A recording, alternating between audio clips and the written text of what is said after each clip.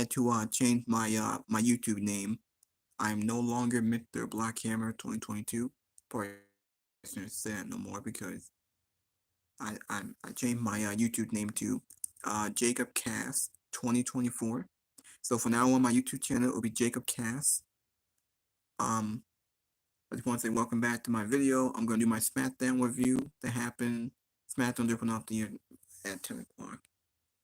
I will talk about Smackdown and what happened on the show. We will go through The Rock and Roman Reigns and that very, very long fully long 7 on Smackdown. That was great and phenomenal. It's making WrestleMania interesting. And we're all wondering what's going to happen. So we will talk about SmackDown. That was really the only big thing on the show. Outside of that, Braun Breaker, Tiffany Stratton, Randy Orton, and Austin Theory was in the main event. We will talk about AEW Dynamite that happened on Wednesday. And as you guys know, this Sunday we have AEW Revolution. We got at least I think 8 matches on the show. We will talk about Sting's final match in AEW. Him and Darby Allin defend the tag team titles. I think they said it's gonna be in the main event. Cause it's Sting's final match. So yeah. I just want to say thank you for watching. Thank you for all the support. Hit that like button. Leave a comment. Please subscribe to my channel. Enjoy this video. I think we're gonna talk about SmackDown first. Now.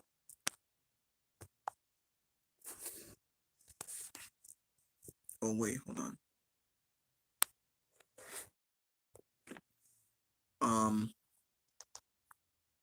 As you guys know, we have Sting's last match. We have Swerve and Joe for the AEW World Title.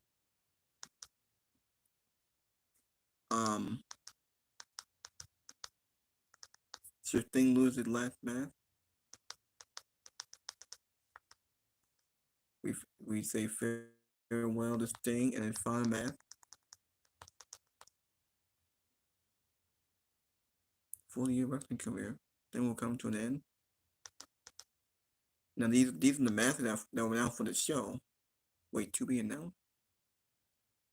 We got this All-Star Scramble for future AEW World Title shot. Wardlow, Powerhouse Hobbs, Lance Archer, Jericho, Hook, and Brian Cage. I think maybe Jericho. Or maybe Lance Archer. Maybe Powerhouse Hobbs might win that match. We have FTR versus Claudio and John Moxley, Blackpool Combat Club. I think Claudio and John Moxley might win this. We have Will Ospreay versus Konosuke Katana. We have for the AEW Continental Crown Champion Bryan Danielson and Eddie Kingston. I think Eddie Kingston might win that. We have Orange Cassidy and Roger Strong for the AEW International Champion. I think Orange Cassidy will retain. We have the AEW TNT Championship, Christian Cage versus Daniel Garcia. Another match that should be very, very good. Christian Cage is going to walk out for the AEW Women's World Champion, Toni Storm versus Donna Purrazzo. I think Toni Storm is going to retain. And for the AEW World Championship, Samoa Joe defending again Heyman, Adam Page, and Swerve Strickland. Now clearly Joe going to retain. I think the storyline is that Heyman Page is injured. I think he'll fight to the end. I think this is all Swerve for him to say no. He's going to wrestle. It can be a great match, but Samoa Joe going to retain. Now they said for the main event, the AEW World Tag Team Championship, Sting and Darby Allin versus the Young Bucks, Matthew and Nicholas Jackson. I think Sting and Darby will lose. They said this is Sting's last match in AEW that he's gonna retire. He can retire from wrestling. Now, if he and Darby win, then they might have to relinquish the tag team titles. Now, I think Wednesday may have been his last AEW appearance. If not, it may be next week on Wednesday, but that wouldn't make any sense. So I think this may be Sting's last appearance and match on AEW television, so they might lose. I think The Young Bucks will win. It's gonna be a good match. They're gonna get a great reaction, great farewell. Yeah, because things like in the 60s, and then he will retire. It's gonna be a good match.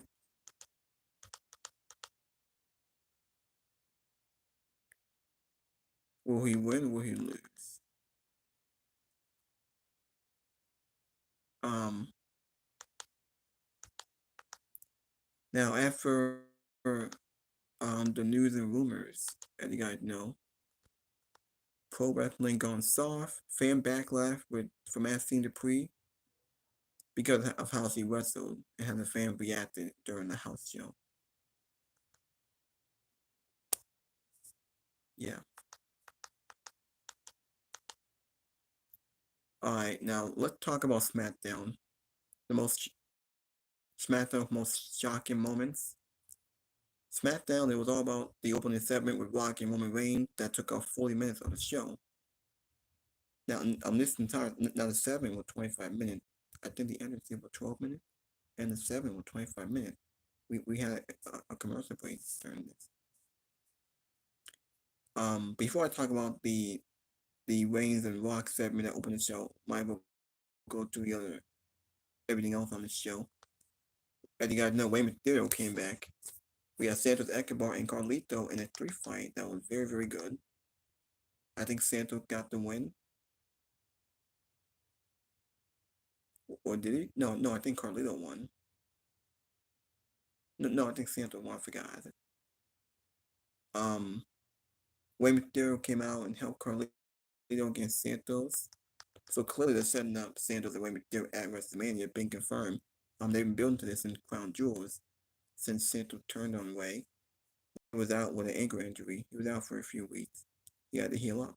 So Santos continued to feud with Carlito. And now we're setting up Rey and Santos for WrestleMania. It will happen. Not sure who's going to win here. I think both guys are more deserving to win. Santos planning to put out Rey Mysterio for good. The LWO and Legado. We have Bobby Lashley engage Bobby Lashley in a segment with Karrion Kross. Next week they will wrestle on SmackDown. Probably to end their feud, and hopefully these guys move on. Because the feud going nowhere. It looks kind of dead. So I think they will move on. We have Braun Breaker wrestled another NXT talent. He won. He won like in 20 seconds. Like he hit a spear and that was it. We had Jay Cardell come face to face with Io Sky backstage. That was pretty interesting. We also had LA Knight searching for AJ Styles, reaching the dead end. We also saw Pete Dunne and Tyler Bate ask for a tag team title. And Nick Aldis said that he gonna announce something with a tag team title, so they could be setting up new tag team titles. How's that gonna work when Judgment Day still carrying around both of the tag team titles? Unlike they merge it, unify it, or change the design, something else. I think they're setting up that. Because they might need tag team titles on SmackDown. Simply have a tag team division that's not being used really. Tiffany Stratton steals a win over Naomi. Tiffany Stratton is mega over, but the crowd sees broken gun on SmackDown. We had a backstage segment. Randy Orton stands up to Grayson Waller and Austin Theory. We had Randy Orton and Austin Theory in the main event. That was very, very good, very decent. After the match, KO and Orton take out Waller and Austin Theory. So, they're setting up something for next week. Next week on SmackDown, we're gonna see Logan Paul on SmackDown. So, he will be on SmackDown, and we'll see who he will fit. They might set up him and Randy Orton. Maybe Kevin Owens, probably.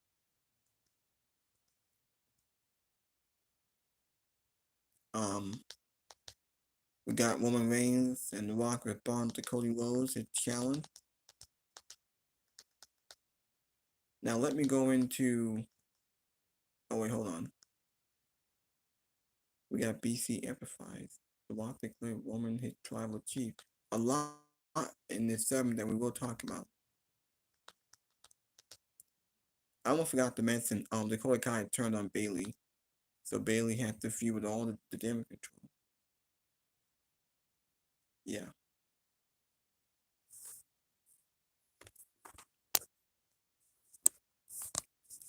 So, yeah.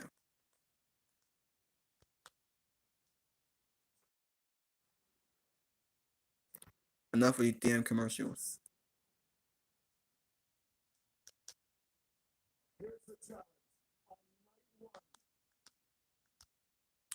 Now, in case you guys know that The Rock said on Twitter, he actually posted a video on Twitter for about 21 minutes where he told Cody to fuck your story. He said, fuck your story. Unless he told Cody on Twitter. It actually went 21 minutes. He actually made it. It was about 16 minutes. He deleted it and then he made it again into 21 minutes.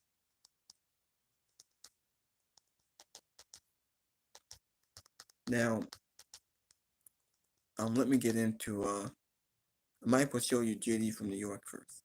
The way Bianca right now has nothing. I might show y'all JD from New York since he's already talking about it.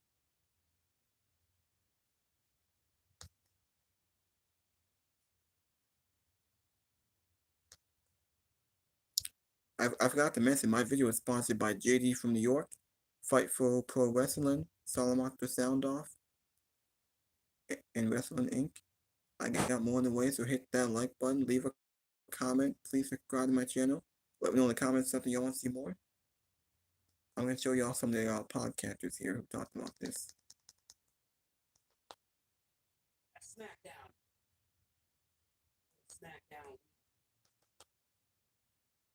Rocky died sign.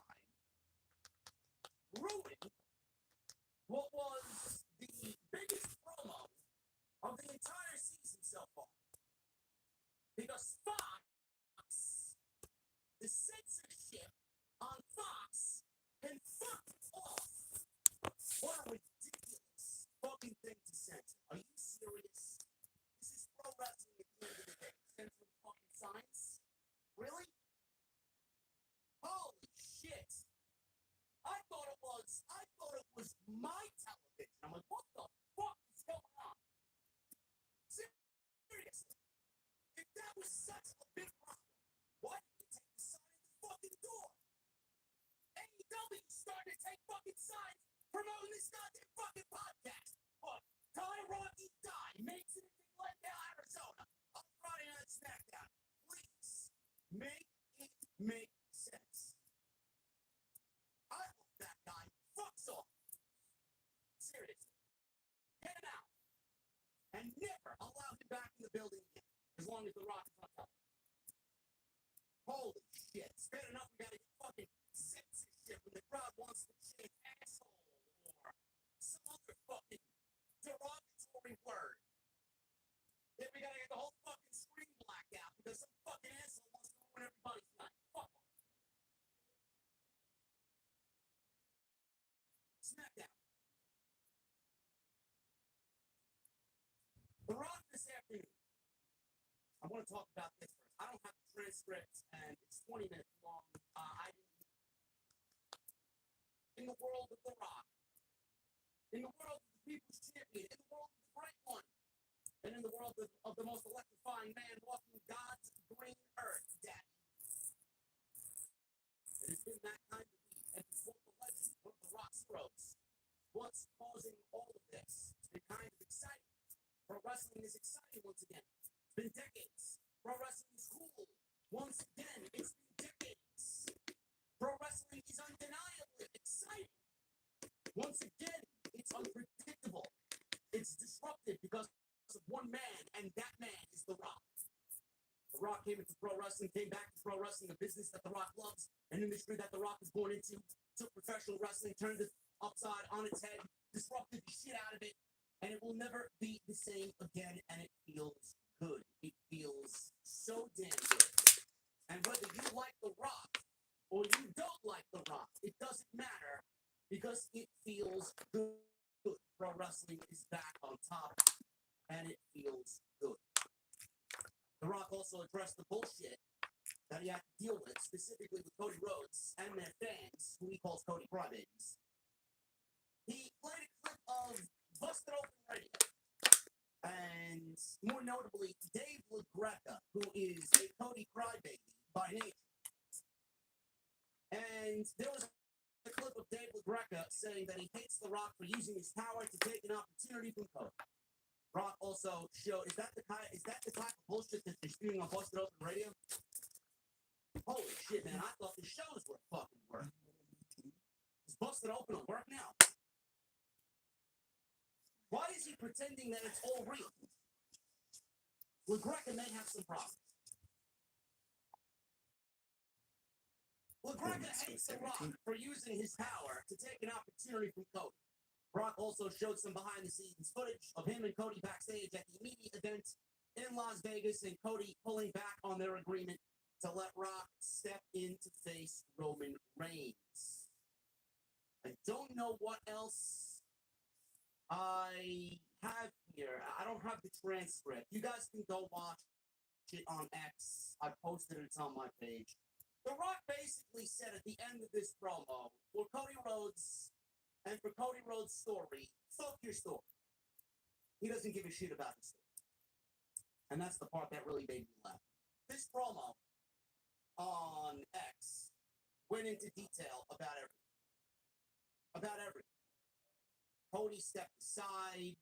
It was for the height of WWE.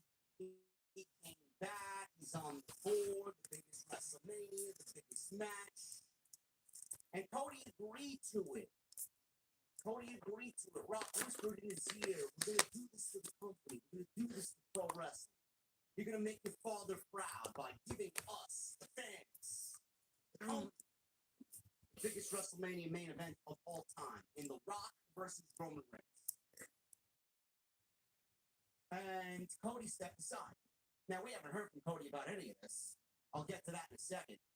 But Rock gave an explanation, and Rock went in not only on Cody, but he went in on Seth Rollins as well, and he made fun of Seth Rollins, who basically has said some things about Dwayne over the last several weeks about him coming back and him having the same shtick as he did 20 years ago, and how all of his content and promo is unoriginal, and that we don't need The Rock.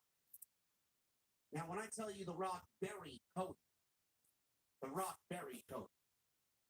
But man, oh man, Seth Rollins was buried worse than Cody Rhodes. This man, Dwayne, basically told Seth Rollins that, who the fuck do you think you are, man? You think Netflix signed $5 billion deals with WWE because they wanted Seth Rollins? Get the fuck out of here. We don't need The Rock. Who the fuck do you think netted that $5 billion Netflix deal? Seth Rollins? Netflix was not asking for Seth Rollins. Netflix was asking for him. He buried him. And I mean, everything he said basically was a work shoot. I mean, he went into detail about his relationship with Ari Emanuel, how he sits on the board of directors, his power in the company, basically telling Seth that he is his boss. That entire promo was fucking unbelievable. 21 minutes of unbelievable promo. I've been very hard. I've been very hard on Dwayne. I've been very hard on the story. All I asked for is explanation. I needed explanation. I needed the why in this story. I needed to know what was going on, why things were happening, why things were said, or why things weren't said. I needed it. They gave it to us today. Spread out throughout the entire day. We got it. Some people were claiming that The Rock's social media promo was probably the best promo that he's ever cut. Now, I wouldn't go that far. I I would not go that far. But what I would say is that The Rock and whoever he's working with here, whether it's his personal writer in their works, Triple H, or a collective of people, The Rock has embraced this role as a heel. And that is commendable. That is something we have to respect. The Rock realizes that he can't continue to do the same shit in 2024 and have it be memorable. The Rock is not going to go out there and Rudy Poo candy ass and shove it up your candy ass and Know Your Role Boulevard and Smackdown fucking Drive or whatever the fuck he said. Smackdown Lane, whatever the fuck. It's all fucking bullshit. All left in the attitude era. He understands that it's not going to work. It's not going to fly, especially in this role. The Rock has embraced being a heel.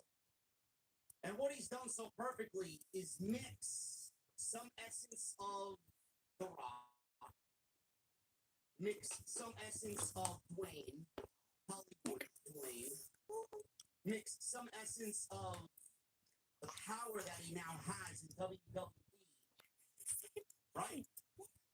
We got all of this promo, 21 minutes, fused every iteration of Dwayne Johnson. And he still came off funny. He still came off serious. He gave us an explanation.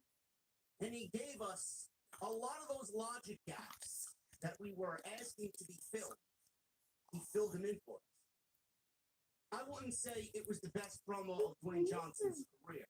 It was the most needed promo of Dwayne Johnson's career. It's the promo that we need. It was the most important promo of the entire WrestleMania 40 season.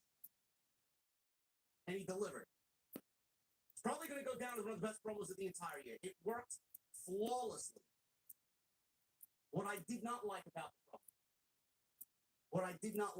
promo is how they just made Cody Rhodes look like a geek. And it may not be that big of a deal. WWE wants to develop sympathy for Cody Rhodes. They're certainly going to do that.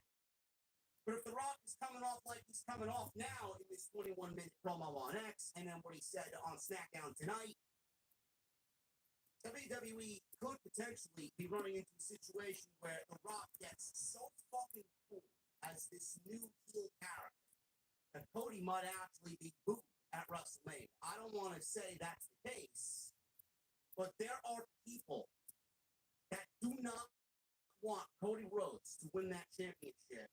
And today's activity from Dwayne Johnson is going to push those people even further down that prediction and that desire for Cody to not finish his story. Because what The Rock did today transcended the entire WrestleMania season. It put focus on Roman, it put focus on the bloodline, and it put focus on The Rock correcting the mistakes that we should have never gotten in the first place. The WWE needs to tread very, very carefully. I don't think that's going to be the case, but stranger things have happened at WrestleMania. Just saying. But the way things are working out, WWE is trying to develop some sympathy for Cody Rhodes, and I do think that's going to play into what they have planned overall. I don't like the way that they made Cody look out to be somebody that waffled on his decision. I don't like that. Cody is a man.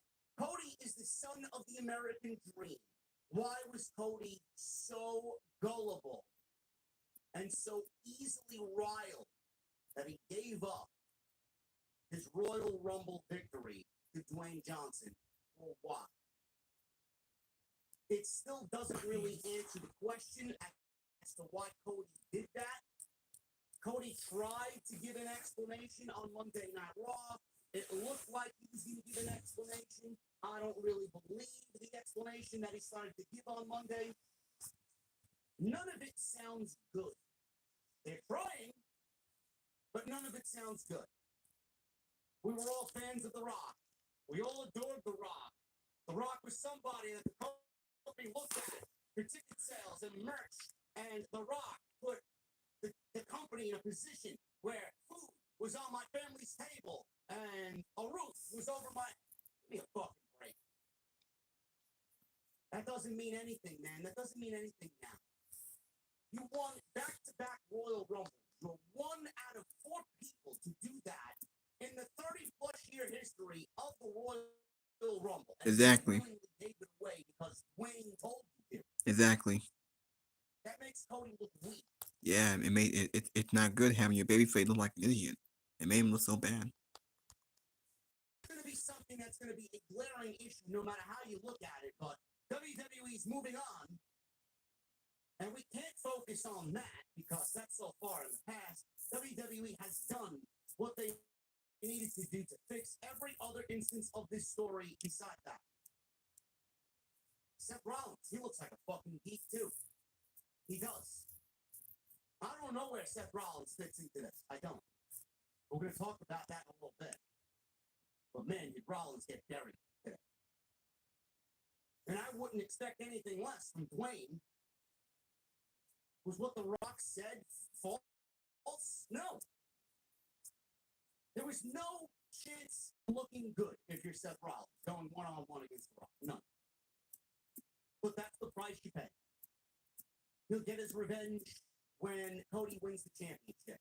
His fight for the greater good will not go unnoticed, I guess. The promo tonight. I guess we'll start with that. Roman came out there tonight. And Roman did not look like Roman. I want that to be perfectly clear. Roman did not look like Roman Reigns, the head of the table. Roman looked worried. Roman looked happy. Roman looks, I would say, like the crowd got under his skin. The stress of wrestling Cody Rhodes at WrestleMania is slowly starting to creep in on Roman Reigns. And it showed. And that was done by design. Roman Reigns stood in the center of the ring with Paul Heyman. To his left, Solo, Jimmy, right behind him. Reigns got on the microphone and asked Glendale, Arizona to acknowledge him. Reigns commented on the response and said it used to be louder. Sounded pretty loud to me. I guess Roman wanted it louder.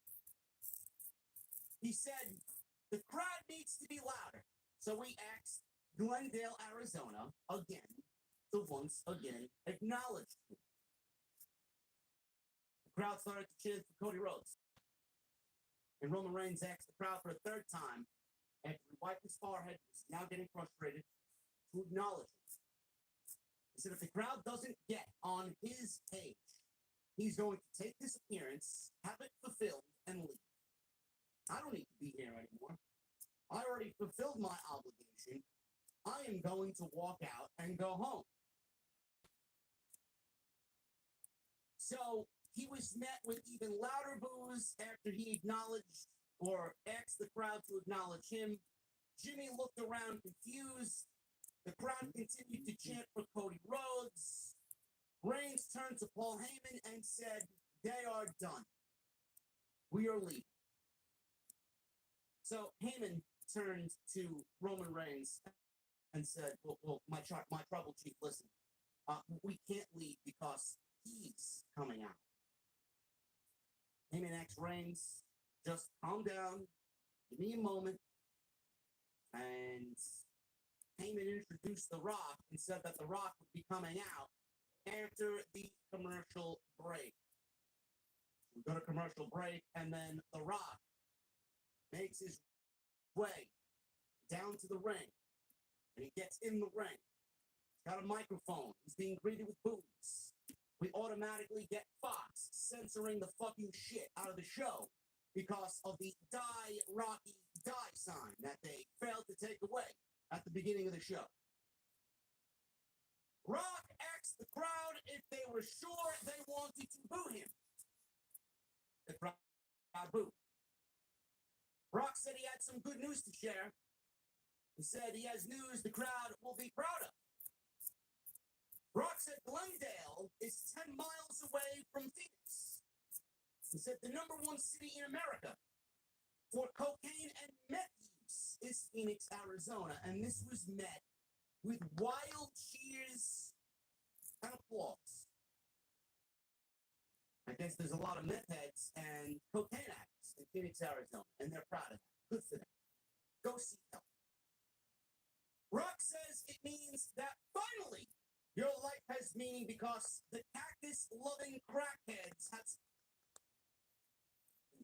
Crowd started to chant, Rocky, Rocky, on the next 3 Smackdowns, and they're sold out every single Friday night as long as he's there. The crowd started to chant Cody, and then The Rock acknowledged that and said Cody Rhodes is not cool. Rock said Rhodes thinks he's tough, and he wants to challenge The Rock. Rock says he sees Rhodes and fears him, but I say to that challenge, no. Rock said Rhodes can't wrestle him because he wants to. It doesn't work that way. Rock says everyone wants him, including every woman in the arena. Rock then told the crackhead Karens and meth-head Marys to calm down.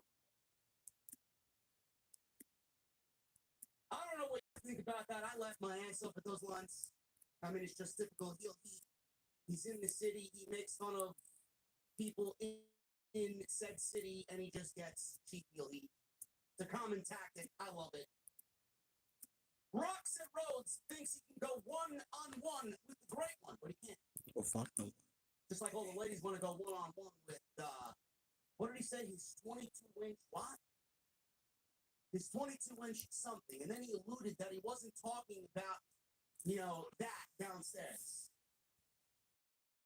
Man. Rock was on something tonight, man. Rock said Rhodes has a match coming up against Reigns, and he's challenging him. Rock said the Bloodline had a laugh about that challenge privately, but they have a counter offer for Rhodes. Rock said Rhodes and his friend, the walking clown emoji, Seth Rollins, think that they're tough guys. Rock challenged Rhodes and Rollins to a tag team match against him and Reigns at WrestleMania Night 1. So there you got it.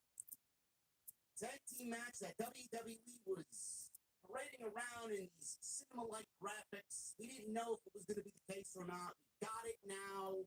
It's out there. It's not official yet. Might as well be. It's not official yet, but we are there. We're basically knocking on the door for that tag team. I like the fact that he called Seth Rollins a walking clown emoji as well.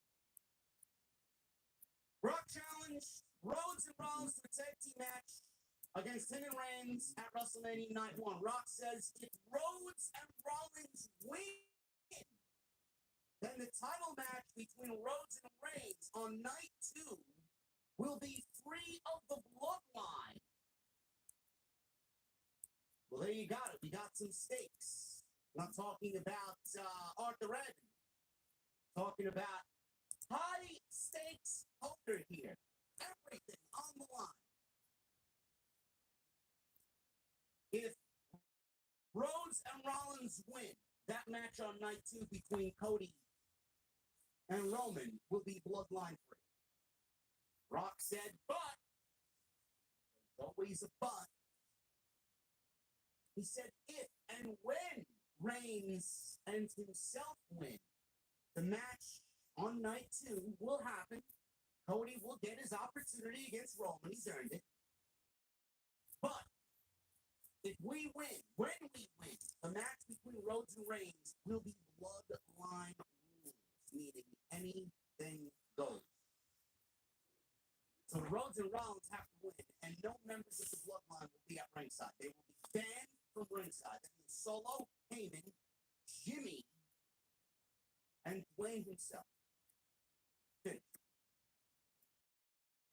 But if they don't win, then it's free for all. And the bloodline will have the obvious numbers game against Cody Rhodes. The odds will be stacked against Cody Rhodes for sure. He said maybe Rock will be on commentary, maybe Jimmy will be the ref, maybe Solo will sing the national anthem. The crowd started to chant Solo singing the Rock says he just may bash Cody's brains in, and it will all be legal. Rock called himself and Reigns the greatest pairing in the history of sports and entertainment. Rock invited Cody and Rollins to SmackDown next week to accept the challenge. Rock says if they don't accept the challenge, Rock will make sure Rhodes doesn't win the championship. And he's already alluded to Rollins if he continues to poke his nose into bloodline business that World Championship that he holds over his shoulder will be taken from him and given to somebody else, said Dwayne. They say both Roman and Rock, if they don't accept the challenge, Cody and Rollins, that he will make sure Rhodes doesn't win the title. Rock said Rhodes knows that Rock sits on the board of directors and he runs the show so no one can stop him. You know what? I did not. The Rock After what we got here tonight, I'm already advocating. Rock said if Rhodes doesn't accept the challenge, Reigns and Rock will end his story tragically. Rock started to say his catchphrase, but Roman cut him off. Well, that seemed boring, lame, and too predictable, and too obvious. Rock stared down Reigns, and Reigns looked away. Heyman looked on in shock that Roman stopped Rock mid. He stopped him mid-sentence, mid-catchphrase. It can't be held out his hand too for a microphone. predictable. Just lame. What happened? Reigns says he needed something from The Rock. I need something. He says he would do anything for his family, but he needs this one thing. Reigns looked at Rock and asked Rock to acknowledge him. Rock stared Reigns, took off his sunglasses, looked at Reigns. Rock said, I acknowledge you, Roman Reigns, as my tribal chief. Rock extended his hand. Reigns shook it. They hugged, and the crowd chanted, "You sold out." Rock says he needed to explain something to the crowd before he leaves. He said, this is family, and he and Reigns will do anything for their family. Rock told the crowd to go home and smoke some more crack. Rock said, if you smell ... handed the mic to Roman Reigns, and Roman Reigns finished with what the bloodline is supposed to do. The answer that we needed earlier on X, we got Cody and Rollins. They got their match, and we're looking forward to night one. I'm assuming they're going to say yes. Everything that we got on this everything now, protect. I have questions. I initially did not like this tag team match. Now, WWE was because I'm really gonna have Roman Reigns. Now I figured there had to be something and now on we're the going line, with the superstar bigger. to make it Seth Rollins came off with an They injury. gave you that. Seth Rollins coming off from the injury. Nobody knew what that was We're gonna going have to be. like weeks. Okay, so when is We he kind of had a feeling they were leaning towards this, on night one, on night two? and they gave you some high risk stakes. Because going into that match, you should not be champion. I do think that first. My question Get is, the belt officer. I'm going to go back to what I've already And said. then go to the match where Now, Rollins gave you 100%. Nobody knows but Seth Rollins and the WWE Gods. From a fan's point of view, is it wise for Seth Rollins to wrestle 2 times in one weekend, knowing that he escaped by the skin of his ass, escaped a year-long injury? Is this the right move? Clearly, WWE thinks it is. Seth Rollins thinks it is. And he's going to wrestle. He's going to wrestle on night 1 in the main event, and then he's going to wrestle on night 2 against Drew McIntyre, defending the WWE World Heavyweight Championship. That's number 1. That was at the forefront of everybody's mind. I have to bring it up.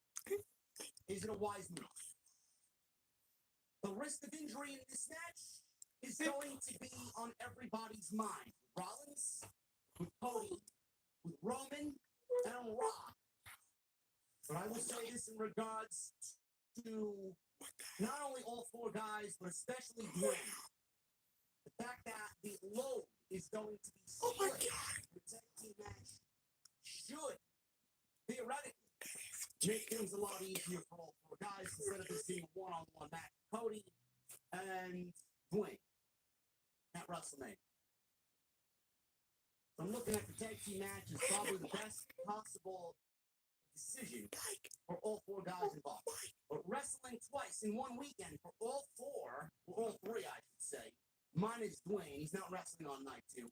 Wrestling twice, Rollins, Rhodes, and Roman. I don't know why WWE would want to risk that injury.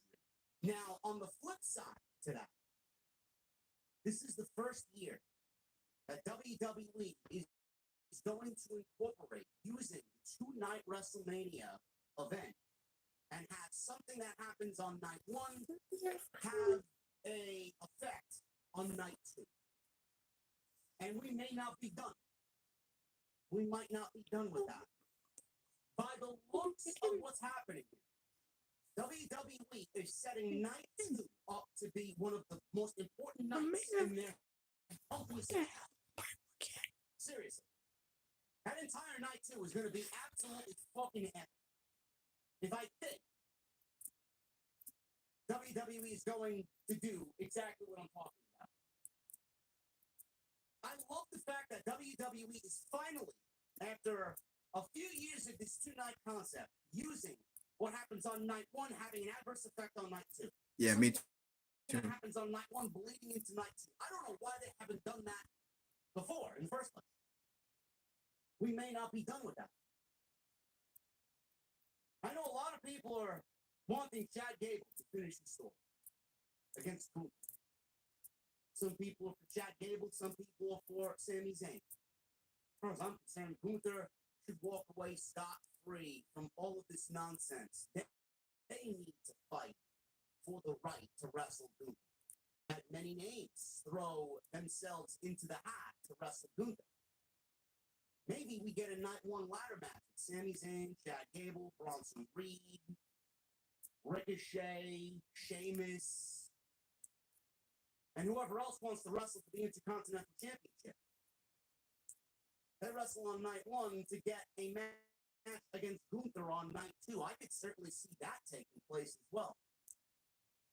Instead of having Gunther in a ladder match and not taking the pin. Having Gunther in a ladder match and then losing his championship without taking a pinfall. Only for him to follow up the next night on Raw. Blah, blah, blah. I want a rematch. I wasn't pinned. I lost and I wasn't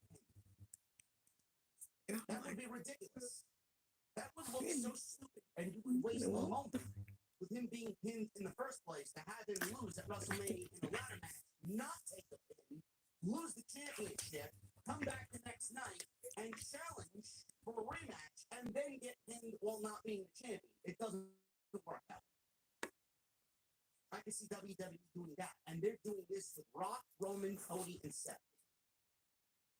Because what happens in this tag team match is going to have an effect on the main event tonight. So I do like that. I think it's great. I hope that they continue to do shit like that and use the WrestleMania platform over 2 nights to have night 1, something happened there bleeding into night 2. I am sitting here with a lot of questions. I am. This tag team match. I could see it go either way. I wasn't against it. Vehemently against it because it didn't make any sense. Rollins could lose. Because then he's going to night 2 and defending the world championship against Drew McIntyre. You're not going to have a champion, a world champion, lose going into his next match the following night. The innocent lives. Can't do that. Cody. I Now, was worried about unfortunately, Cody being in the ring. Never mind. This is the only person that I can. Cody's getting a championship match regardless. He won the Royal Rumble. Cody losing here is just going to stack the deck against him even further. Yeah, But the thing that I was worried about is, well, if you do this next match we're heading to right now, and of course, if Cody and Roman are in the ring on night 1, so this happened again. Is that going to affect the aura of them being in the ring on night 2? See, I would not risk that moment against them in the ring. Ding, ding, ding. And the cameras are going off, and you get the ambiance of Wigan Financial Field, and you see that match officially begin for the World Championship. Is that going to be ruined? Is that going to be tarnished by them wrestling on night 1? The night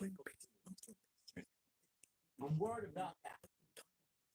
It might not be a big deal, and it might be something that isn't really a discussion from night 2 of WrestleMania, depending on how night 1 works out. Roman is certainly not taking a pin. Roman is not taking a pinfall before he drops the title to Cody Rhodes, so you can automatically cross him off the list of who's taking the pin here. Then we get to Rock. You might not agree with what I have to say, but I could see Rock take the pinfall. I could see Rock taking the pinfall in this match. I could see Cody taking the pinfall in this match. The beauty of this match is the fact that WWE has opened up the gate of its swing either way. WWE gave you a match that most of us were not really feeling, minus the name of the match, because it's a big fucking match, don't get me wrong.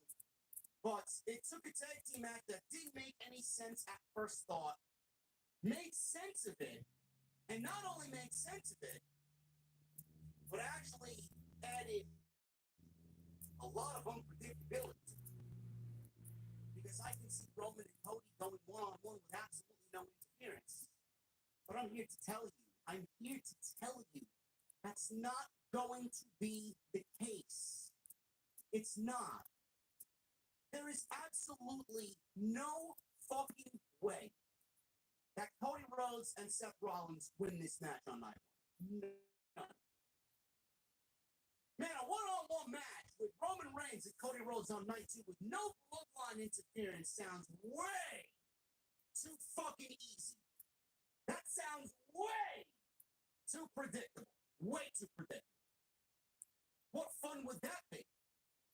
Hey guys, let's go into night 2 and Cody's gonna wrestle Roman Reigns with no interference, and he's gonna win the title. How fucking boring is that, man? What type of excitement is that gonna serve up for the fans? I am here to tell you right now, there is absolutely no fucking way that Seth Rollins and Cody Rhodes win this match on night 1. Zero. The unpredictability comes on night 2. When there is a ton of interference. Who knows who's going to show up? Now, it could work either way. I'm going to give you one option. I could work this option into both a win and a loss. Cody Rhodes and Roman Reigns can wrestle without any bloodline interference. Who's to say that a new bloodline member isn't introduced on night 2, if that's the case? If Cody and Rollins beat Roman and Rock, and Cody pins the Rock, we could see Tama Tonga interfere. He's not in the bloodline officially. We could see Jacob Fatu debut at WrestleMania. He's a part of the family. He's not in the bloodline officially. So there are ways for WWE to work that outcome, take it into night 2, and still give you an unpredictable ending, and Cody his story, but I don't think that's the way we're going. I don't. Cody's finishing the story. Cody must finish the story. Cody needs to finish the story because nothing else makes sense. And Cody needs to finish his story. And this is the most important part of it all, out of everything. Cody needs to finish his story because he's going to do one of two things. One, it's going to divide Rock and Roman after what we saw tonight.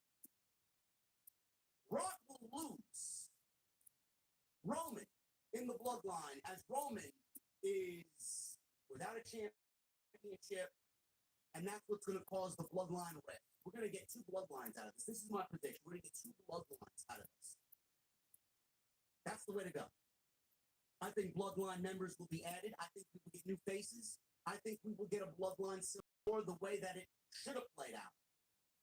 Whatever bloodline civil war there was before, fuck that. I think this is what's leading to the bloodline civil war. I think it starts at WrestleMania. Though I've already stated I would like to see a WWE civil war first between the bloodline and Triple H's team assembled as they fight for the power struggle of WWE, because the bloodline has it so thick in WWE. I don't know which way they're going to go, but we could realistically see this be the split of the bloodline. Cody needs to win the championship because it's going to take this chapter of the bloodline into the next chapter, and it is going to basically tie up Seth Rollins and everything he said up until this point, and to tie up Seth Rollins and give Seth Rollins the closure that he needs. Drew McIntyre, I don't know if McIntyre is signed or not. I don't know. You don't know. Sapp doesn't know. Alvarez doesn't know. None of these guys know. As far as I'm concerned, he's signed. Or at least close to signed. They don't continue to book segments with McIntyre burying CM Punk week after week if they don't plan to do that match. And Punk is not back till SummerSlam. The man is signed. And if not signed, he will be signed. I do think that McIntyre is going to beat Seth Rollins at WrestleMania for the World Heavyweight Championship on night 2. I do. I think you ask anybody, they want McIntyre to win the championship. I think if you ask anybody, we're all bored of Seth Rollins as champion, and we are better off with Rollins chasing than being a champion after WrestleMania. Yeah, me too. Yeah, Rollins holding the championship for damn near 1 year. Rhea Ripley's coming up on 1 year. Gunther's had 600 days as Intercontinental Champion. And Roman Reigns has held the title for almost 4 fucking years. How are you guys feeling about long champions? Exactly. Somebody's going to have to lose. Mm-hmm. Gunther's probably dropping that title at WrestleMania. Roman's dropping the title at WrestleMania. And Rollins is dropping the title at WrestleMania. This is a perfect example of WWE, perfect situation for WWE to start new after WrestleMania. Rhea is not losing that championship. I do not see Rhea dropping that title today. But what Cody winning does, it also ties up Rollins and his story. We need to take Roman, beat him, get rid of the bloodline, and take that championship back, because if Roman take that championship post WWE after WrestleMania, it's going to be a dark day. This is going to tie up Rollins' story. Rollins will do. Rollins is not going to stab Cody in the back. That's not going to happen. I'm going to need you guys to put that out there and just lay it to rest. Rollins is going to give us everything. He's going to give Cody everything. And then he's going to take whatever he has left going into WrestleMania to lose to Drew McIntyre and help Cody overcome the bloodline. Rollins will look at that as a sacrifice that was worth making. I lost what was most important to me, but what is most important to me is life after WrestleMania for WWE with Cody as champion and not Roman. I can't beat Roman. I can't wrestle want to do it myself.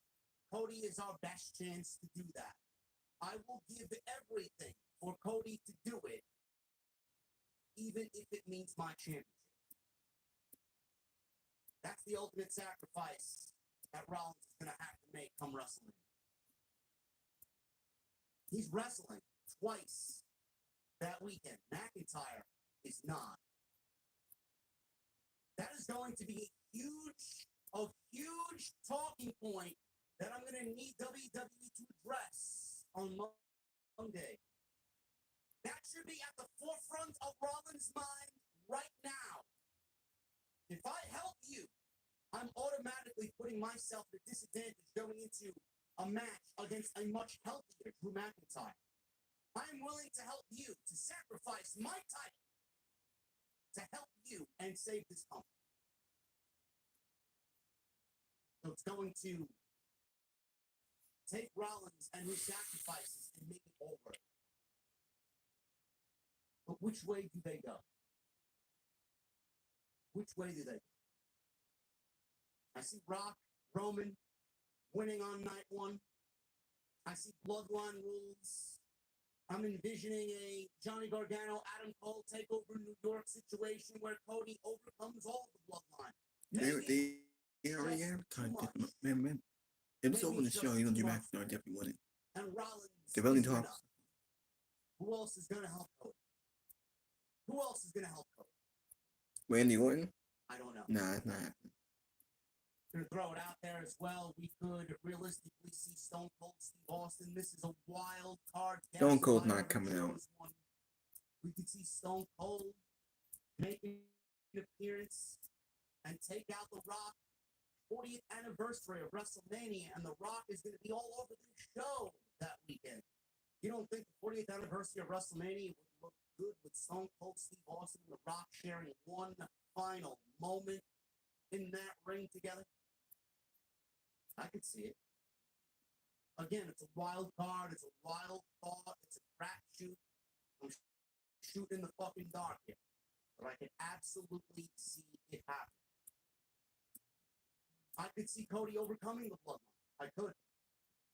I could see Cody and Rollins winning that match on night one and then having a Bloodline member that hasn't been announced yet poking their nose in the Bloodline business. But I don't see that happening. I just don't see that happening because Cody winning should be at the top of everybody's to-do list.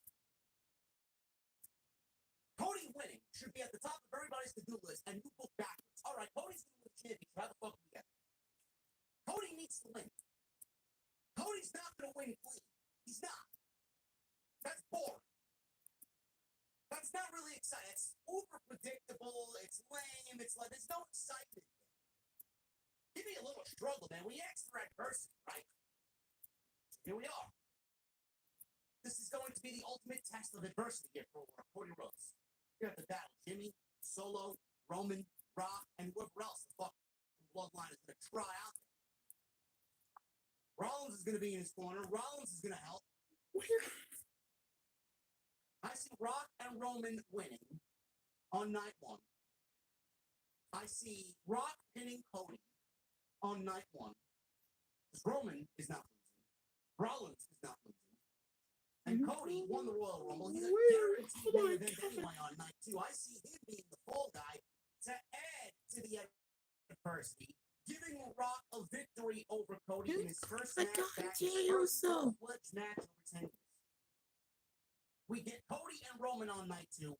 Bloodline rules. It's going to be a fucking overbooked fucking mess. But you know what? Like the cool kids say, it's going to be cinema. It's going to be cinema. That's what WWE's going for. Cinema. Rock will win. Roman will lose. There will be dissension in the bloodline. Rock did his job. Rock lived up to his end of the bargain. Rock basically gave Roman a fucking layup for night two, and Roman will still lose. Who's Roman going to blame? Roman's going to blame The Rock. What is Rock going to do? Blame Roman. Power struggle. two bloodlines. Rock forms his own bloodline. Roman forms his own bloodline. The stories within are who's going to join.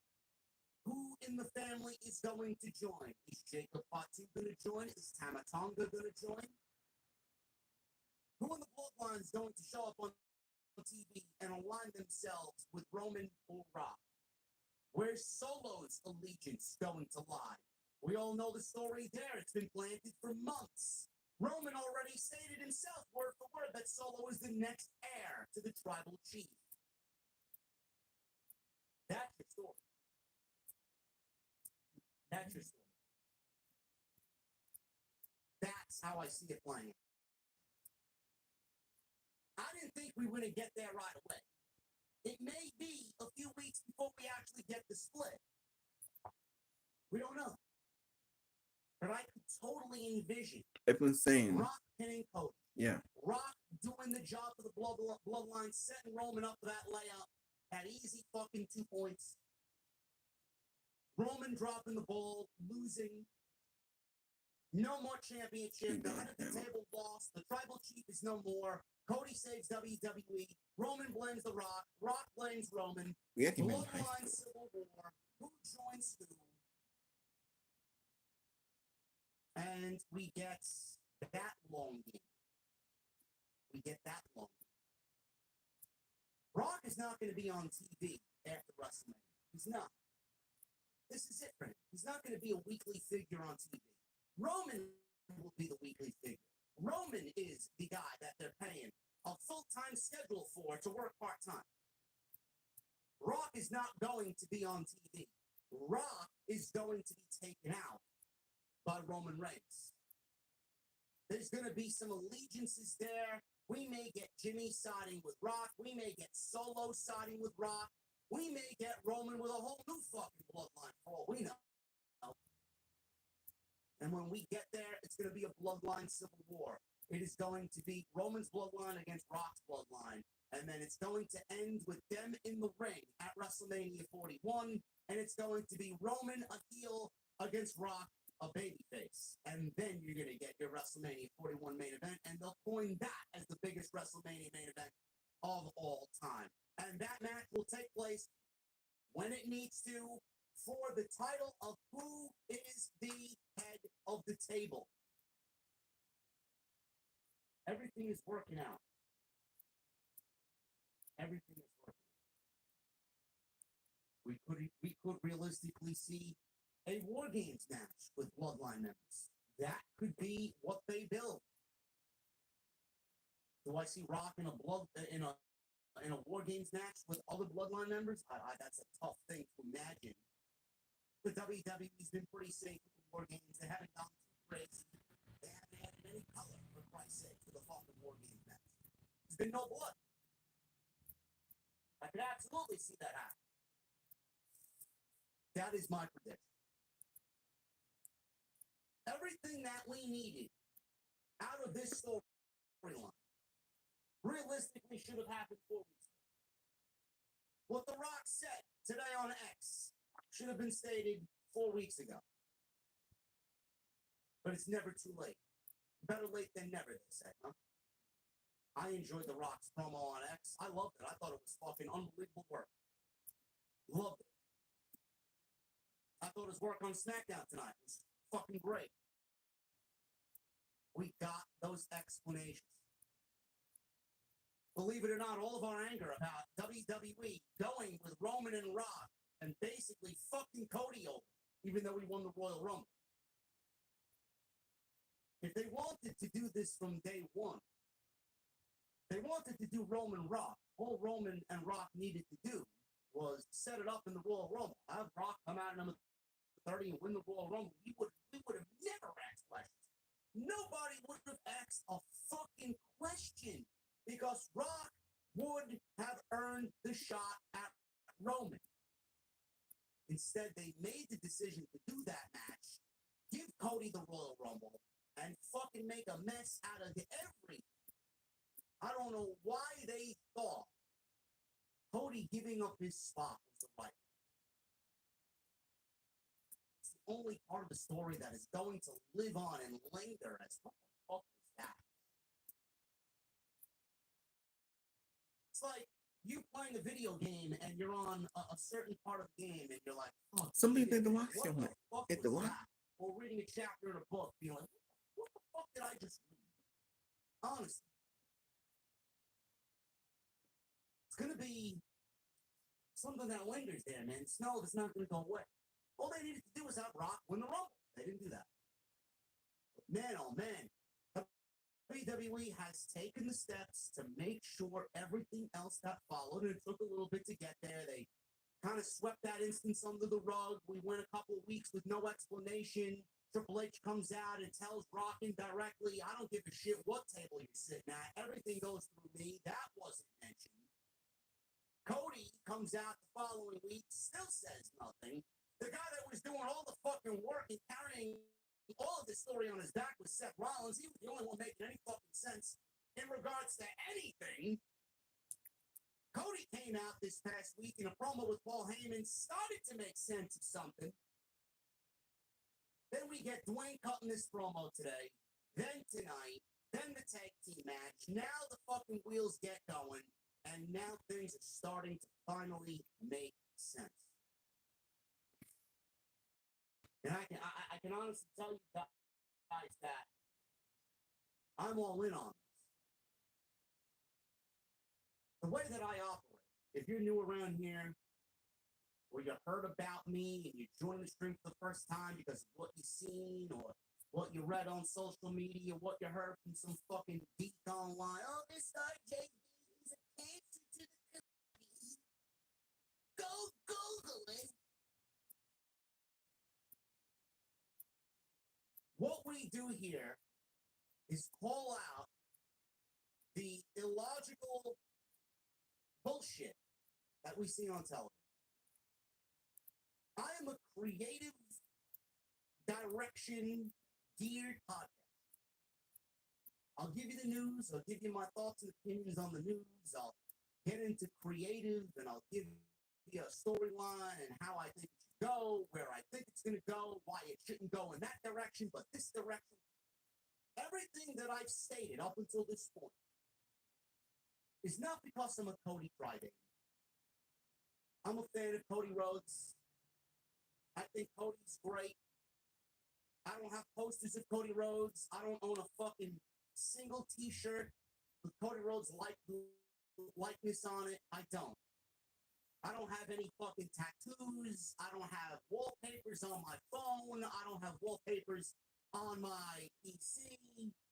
I don't listen to his theme song. I think it's cringe. But I'm a fan of Cody Rhodes, and I appreciate what Cody Rhodes brings to the table. I am not a Cody crybaby. When it comes to creative, all I care about is what makes sense and why things should be on the path to being right. Taking the match away from Cody in the first place was not the right decision. It's not because I'm a Cody crybaby. Not because I didn't want Roman versus Rock. I do. Everybody does. Who doesn't? But it needs to make sense. It needs to happen when the time is right. The time to do it, if you wanted to do it, was WrestleMania 39. That was the time to do it. They didn't want to do it. Brock didn't want to do it.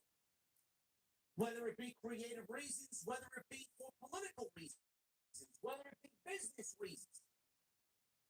He didn't want to do it. He waited to do it at WrestleMania 40. It didn't make sense. That's what I had a problem.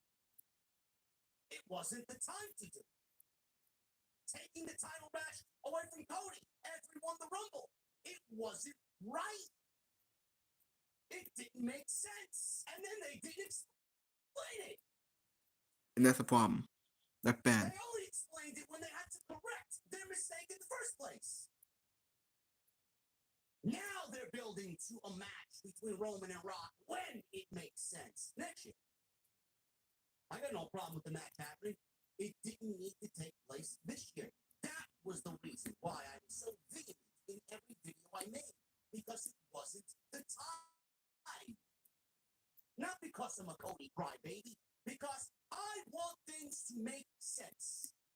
give a shit about any of these people. I don't have allegiances to anybody or any promotion. I have allegiances to what's right. That's what my allegiance is to and towards. Long-term creative booking. Make it make sense. That's all I care. Nobody here ever said, oh, I don't want to see Dwayne versus Roman. Of course we do. It's a once-in-a-lifetime match. Next. Not this. Cody. It's Cody. Whether you like him or not, it's Cody. Why is it Cody? Because I don't think anybody, realistically, with a straight head, wants to see another 5 months of Roman Reigns as world champion. It's bad for the company, it's bad for Roman, it's bad for the title, and it's bad for SmackDown. There's a lot more negative to Roman winning at WrestleMania and being the champion all through this summer.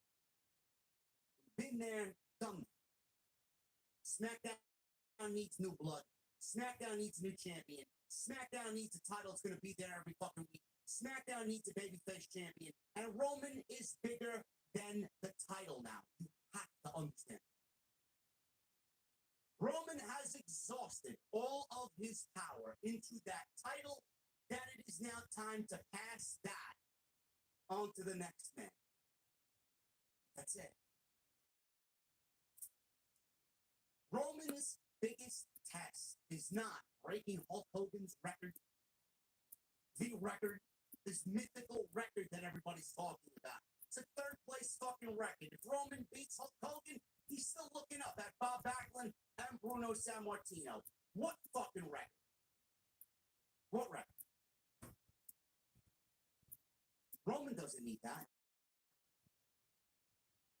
Roman's greatest asset post-WrestleMania will still be head of the table, running SmackDown with new blood, a new bloodline, as he challenges his own cousin for the heir of the throne. They call Roman the tribal chief. They call Rock the high chief. That's what the fucking next chapter of Roman Reigns is going to be for. Fuck the World Championship. Fuck the WWE title. He wants the title of high chief.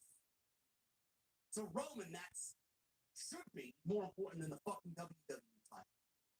The WWE title is a fucking child's toy now. Give it to Cody. That's why I was so vehement against this match taking place this year. But man, oh man, WWE made the right moves to get this back on track. I'm fully invested. Tonight was fucking epic, minus the blackouts and Fox censoring bullshit. Epic. Rock today put in some of the best work that we've ever seen from him. That segment tonight with 30 minutes. I could have watched the whole fucking hour of that shit, minus the fucking blackouts. Thanks, Fox. 30 minutes tonight.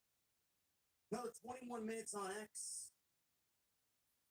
If they didn't want to make sense of this storyline and they didn't want to make it as epic as fucking possible, they would have let this shit fucking slide and they would have given us whatever the fuck they were going to give us, and we had to sit there, bend over backwards, and fucking take it. I appreciate WWE, Triple H, The Rock for correcting the obvious mistake that they made. And now we're on the path to WrestleMania. It finally starts to feel like WrestleMania now. I'm excited for this tag team match. I'm excited for the unpredictability. I don't know which way it's going to go. There are so many different fucking avenues that they can take here. What's Rollins going to say? How Cody is going to rebut here? What is going to happen in that tag team match? WWE's using night 1 to bleed into night 2. This is going to be the biggest WrestleMania of all time. And I'm here for it. I'm excited. And I know you guys are excited as well. Great. This would not be happening in business. Yeah. This would not be happening if Vince was. Thank God Vince is done. That Andre Davis Yeah. If Vince was still around, you wouldn't be getting any of this shit at all. I thought the first 30 minutes of SmackDown was some of the best television that they could possibly produce to correct this shit. Love it. We're going to get into the rest of the show. I'm not going to spend too much time on the rest of the show because the rest of the show was honestly a fucking bore. Nothing really happened on this show, minus Rey Mysterio coming back. I can't say that completely. Rey Mysterio was back tonight. He set up his match with Santos Escobar at WrestleMania. But man, oh man, thank you guys very much for. Besides Tiffany Stratton getting the win, Braun Breaker getting the win, Rey Mysterio coming back, Dakota Kai turned on Bailey. That was it. Maybe. I'll talk about Bianca in a little bit. Maybe it has something to do with Jade Cargill. Maybe. Jade was actually on the show tonight. Backstage segment. She eyed Damage Control. And I don't know if that's going to factor into anything, but we will see. I could definitely see something happening. Speaking of Damage Control, Bailey and Dakota Kai. Dakota Kai's first match. How many months? Almost a year, right? Over a year. Bailey and Dakota Kai against Asuka and Kairi Sane. I said it from 2 weeks ago. I said it last week, and we were predicted to be right. Dakota Kai was faking an injury last week. I didn't trust Dakota Kai 2 weeks ago.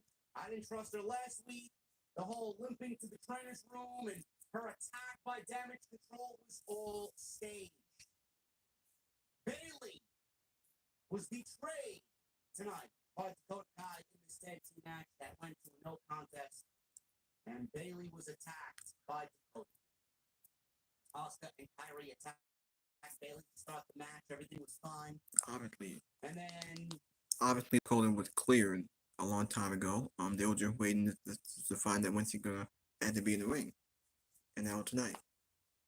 Now we knew that where we're going to, she had to fake this injury. So she can get back in the ring. Kai and Bailey ran to the ring, all fired up. Bailey wanted to go up top early, but Sane hit Bailey from behind. Bailey flipping over into the ring and onto the back. So to fight back, Asuka threw Bailey into Dakota, and that sent Dakota to the ground on the outside. Bailey started to fire up. Crowd got behind her. Sane tagged in. We got some double team moves by Kairi and Asuka on Bailey. Asuka tags back in. Bailey ran both Asuka and Kairi into each other. She started cleaning house here. And she goes to tag Dakota. Dakota jumps off the apron, and the crowd immediately starts booing. Dakota Kai. Bailey was left all alone against the Kabuki Warriors. Bailey tried to take them out before attacking Kai on the outside. Asuka and Kairi rescued Dakota from Bailey and rolled Bailey back into the ring. And it was a 3-on-1 attack. This match ended in a no contest. Damage Control taunted Bailey and tortured her at the end of the match. It was a 4-on-1 with Io, Asuka, Kairi, and I think everybody saw this coming from a mile away. WWE was under fire the last few days or so because they've been putting out promotional WrestleMania posters that did not include Bailey or Io. There's a reason for that. WWE did not include Bailey or Io on any of the promotional posters because they want to develop sympathy for Bailey going into WrestleMania. Fans were asking, well, where is Bailey? She won the Royal Rumble. She's in a championship match. We see Becky and Rhea. Where are the other women? What makes that championship more important than the championship that Io has held for many months? want to develop sympathy for Bayley. Because right now, the match, believe it or not, even though a lot of people are interested in seeing it, believe it or not, the match is ice cold. The feud's ice cold. There's no heat to it. I feel like it's struggling to get to the finish line. And I think what WWE did there was a way to get momentum and some fan support to want to see Bayley overcome the odds here. Dakota turning heel is another way to add Bayley as the underdog going into WrestleMania. Who is going to help her? Is she going to have any help? I don't know. Maybe Jade. Maybe Bianca. Maybe Naomi. I don't know. But I have a feeling Jade is going to get involved here with the Kabuki Warriors. We may see Jade helping Bayley win that championship. I'll get to that in a second. Braun Breaker. He wrestled Zion Quinn. Who? From NXT. Oh, Zion Quinn. Yeah, from NXT. Yeah. Great. Braun Breaker wins in 7 seconds. 7 seconds? Rings, he hits a spear, 1, 2, 3, and that was it. Squash. I got a couple questions. Number one, where is Braun Breaker's NXT Tag Team title? Isn't he Tag Team Champions on NXT with Baron Corbin? Why are we not representing NXT with the Tag Team Championships with Braun Breaker? It seems forgotten. Rather odd in a Triple H-led WWE. Yes. Vince is the one who never presented the NXT Championships on anybody that made it to the main roster because he didn't want to put a spotlight on NXT. So it seemed like an afterthought. I don't know. Maybe he did. I'm surprised he's still employed. Number two, why are we booking Braun Breaker like Bill Goldberg? Braun Breaker is so much more than a guy who can do spears. I understand they want to get some momentum underneath him. They want to.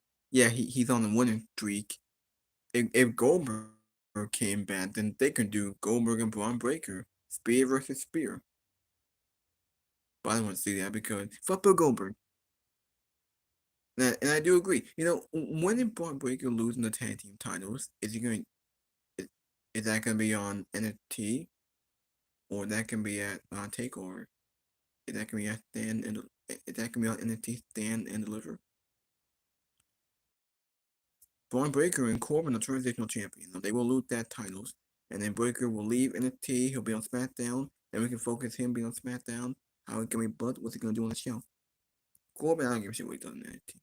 Showcases his dog face gremlin, his momentum, his intensity, right?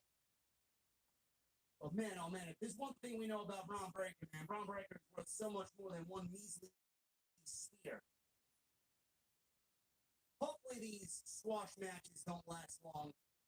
I hope they have a fucking plan for him. They may be just riding him out till WrestleMania. And then his first real test will happen after WrestleMania. Really not much for him to do right now because he's not going to be featured that weekend. Yeah. Maybe they just throw him out there, give him a couple squashes, a spear, throw people around, and then move on. Yeah. Oh man, we are well past just one single spear for Braun Breaker. Yeah, I gotta do something better than that. It's gonna get old very, very quick. Yeah. Damage control was shown backstage. And they ran into Jade Cargill. With Jade Cargill. Stepped in, said he needed to talk to Jade immediately, but she did one of these with her finger. I'd love to see Tiffany at WrestleMania. I'd love to see Tiffany versus Bianca. I think it'd be a great fucking match for the undercard. But Bianca has a WrestleMania win streak that I think WWE wants to keep intact. I think we're going to get Jade and Bianca teaming up against Damage Control. Bianca has a long history with Damage Control. I think we're going to get Bianca and Jade teaming up, the Mega Powers, in the women's division against Asuka and Kairi Sane. And I think that's what they're going to do. It does two things. One, It gives Jade a WrestleMania match. And give Bianca a match. And it's probably going to be for the women's tag team titles because who can be damage control for the belt on SmackDown? Bianca and Jade need something to do. Bianca never won the women's tag team titles. So you might as well give her the match. Have her have her have her and Jade be champion and build something out with those two. It gives Bianca a WrestleMania match. It gives Jade an out. I don't think anybody wants to see Jade wrestle one-on-one. I don't think she's ready for it, and I think she's going to quickly fizzle out if you put her in the ring one-on-one against anybody. And you've got that happening weekend. I don't think she's ready. She's not there. She's not there. Learning under Bianca and teaming with Bianca could probably be a better way to get Jade where she needs to be than throwing her out there one-on-one with anybody else. It's going to get old. Having her in a tag team is going to get old. Who the fuck is there for them to wrestle? But it's better than having her solo. It gives the Kabuki Warriors a major match at WrestleMania. Right now, they got no one. Exactly. The fuck do they got? You're not going to leave Asuka and Kairi Sane for WrestleMania. You got to do something with them. Exactly. That could be a major spotlight for the women's tag team division. Or tag team title, I should say, because there isn't a fucking division. Exactly. I think that is where we're going to go. And then WWE gets to keep Bianca's WrestleMania streak intact because I don't see them walking out losing that match. And we haven't seen or heard from Bianca. Where is she? I just have a feeling that's going to be signed, sealed, and delivered late. And that's what's going to happen. Tiffany doesn't really need to be on WrestleMania. She doesn't.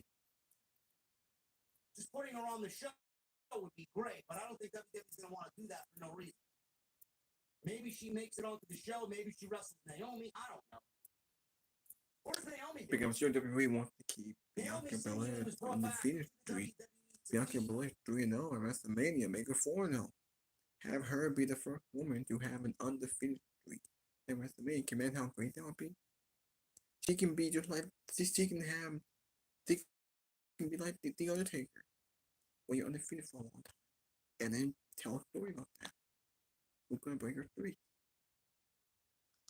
Wins to everybody else. Everyone else So we'll see what happens there. I just feel like Jade and Bianca are going to win the stake. are gonna win those tag. Carlito! He wrestled Santos Escobar in a street fight. This was fun. I actually like this. Both factions were backstage before the match began. Legado and the LWO. Pretty basic to start. Action goes to the outside. Carlito ran Escobar into the ring steps.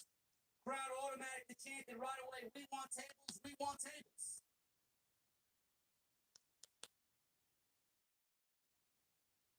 Ring apron and into the ring. Carlito.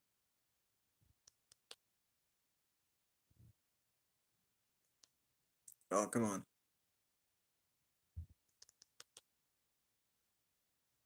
I don't know where we're going with this, but back to the tag team titles.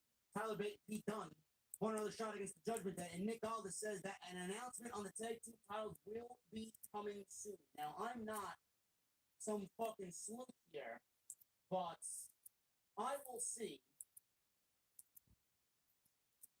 I see this as WWE is not all in on Miz Truth against Judgment Day in a standard tag team. I don't know where we're going with the tag team titles. We're going to see what happens next week, hopefully when we get some answers. But it sounds like we're going to get some sort of multi-person match with the tag team titles being on the line. Or WWE is going to split the tag team titles into two titles. SmackDown's going to get their own title. Raw's going to get their own title. And we're going to get two tag team title matches at WrestleMania. Maybe we get the Raw tag team titles against Miz Truth, and the SmackDown tag team titles will be defended at WrestleMania, or I guess up for grabs at WrestleMania. And somebody from SmackDown is going to win the tag team titles. I don't know. But I would be perfectly okay with Miz Truth against Judgment Day. That's just me. You mean Awesome Truth? But by the looks of it, WWE might not be sold on that 2-on-2 match. Randy Orton, he went one-on-one with Austin Theory. Didn't really give a shit about this. There was no way Austin Theory was beating Randy Orton. It was a fine TV main event, but nothing more. Theory, another loss here for him. Go figure. He ran at Orton. Orton caught him. Worked Theory over with a couple of strikes. Orton went for a slam on Theory on the commentary desk, but Grayson Waller pulled Theory away. Theory slammed Orton onto the commentary table instead, and Theory did an Orton pose on the second rope as the show went to its commercial break in the main event. Show comes back. Theory was in control. Inside the ring, Theory went for a top rope move. Orton cut him off. Orton slipped during an attempt of a superplex, but Theory went through with the move, and he saved the move. And he took the bump off of the rope even when Orton slipped. That was my vantage point. I don't know if that was what happened, but that's what I saw. It looked like a disaster waiting to happen. Something was saved there, and Theory saved it.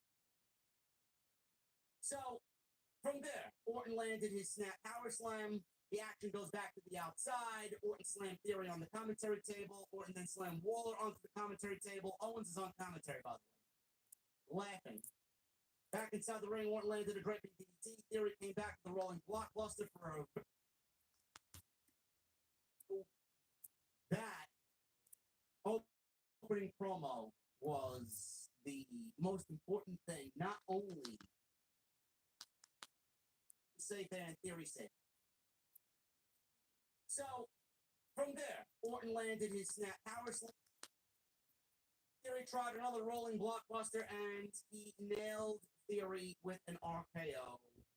And that was it for the win. 1, 2, 3, and Randy Orton gets the 1, 2, 3. After the match, Waller attacked Orton. Owens broke up the attack. Theory and Waller returned their attention to Owens. Owens hit a stunner on Theory, and Orton hit an RKO on Waller, and they ended the show with the babyfaces standing tall. What this means for Logan Paul and his return to SmackDown next week, I don't know. Looks like Randy Orton, Kevin Owens, Logan Paul, they may be involved in some way, shape, or form with the United States Championship. But all in all, I thought tonight's SmackDown was a thumbs up show. That opening promo was the most important thing, not only on the show, but so far up until this point, on the road to WrestleMania. Very happy that they allowed the ship here. I'm super excited about this. I'm buying in. I'm all in. A little hesitation in the beginning. Guys can certainly understand why. I'm sold. Yeah, me too. I'm in on the testing match. I'm in on the unpredictability. I'm in on the various ways that WWE go about this. As long as they have a game plan, and their game plan is executed flawlessly at WrestleMania, we could be looking at one of the biggest moments in the history of the company. Love it. Thank you guys very much for all your support. We had upwards for sport.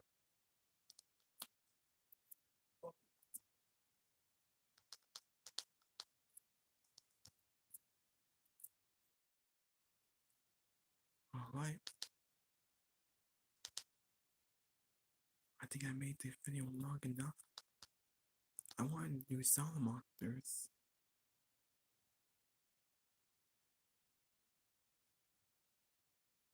My will just end the video until that time. Thank you for watching. Thank you for all the support.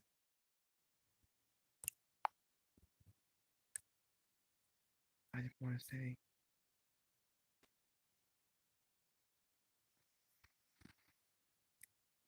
say thank you for watching. Thank you for all the support. Hit that like button, leave a comment. Please subscribe to my channel. I'll be back for more. This is Jacob Cast 2024. Alright, until next time.